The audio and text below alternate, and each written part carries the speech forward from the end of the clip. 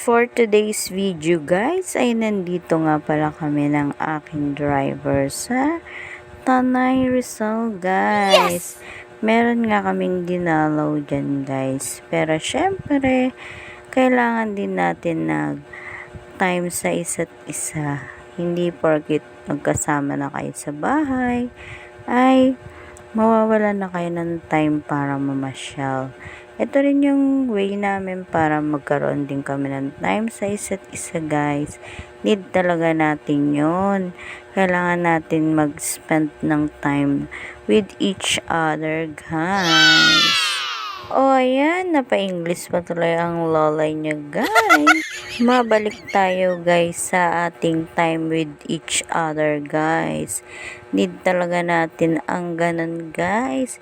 Hindi porkit nagsasama na ay trabaho bahay na lang guys. Kailangan din natin ng time para sa isa't isa. Napakasarap talagang tumambay dito guys. Dahil napakasariwa ng hangin at parang ang peaceful kapag nandito ka. Puro puno, ang ganda ng mga view, tapos kasama mo pa yung taong nagpapasaya sa'yo, kaya parang wala ka talagang problemang may isip guys. Nung nakaraan nga guys, kung nakanood kayo ng aking mini vlog, ay makikita nyo rin guys na namasyal din kami kasama namin ang aming friendship. Pero ngayon ay dalawa lang kami ng aking driver guys. Dahil may sinadya talaga kami dito guys. Pero syempre, sinama na rin namin yung bonding namin. Need din talaga natin ng ganito guys.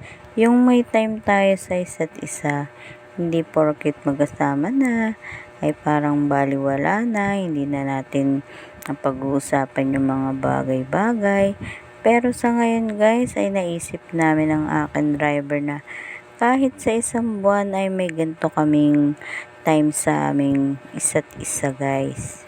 Pag ganito kasi ka-peaceful guys ang paligid mo, parang ang sarap mag-usap, parang ang sarap balik-balikan yung mga masasayang happiness nyo, yung nagsisimula pa lang kayo guys. Parang napakasarap talagang pag-usapan yung mga ganong bagay. Yung mga pangarap nyo, yung saan kayo nagsimula, kung ano yung mga balak nyo sa future, mga ganun guys.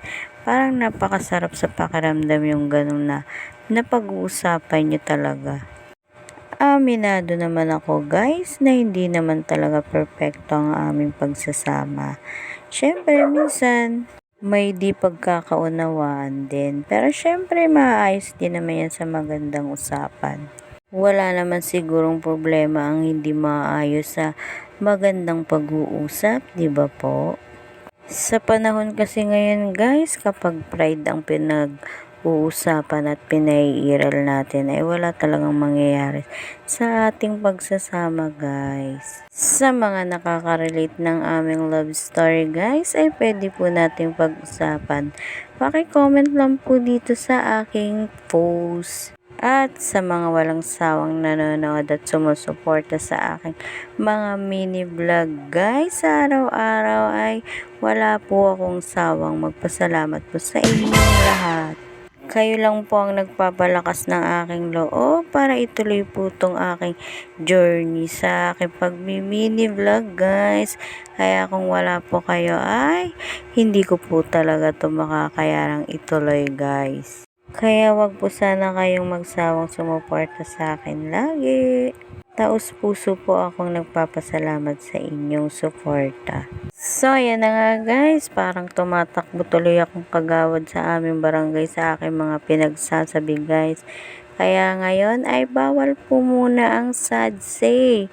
Happy lang po talaga tayo lagi kailangan guys. Thank you for watching!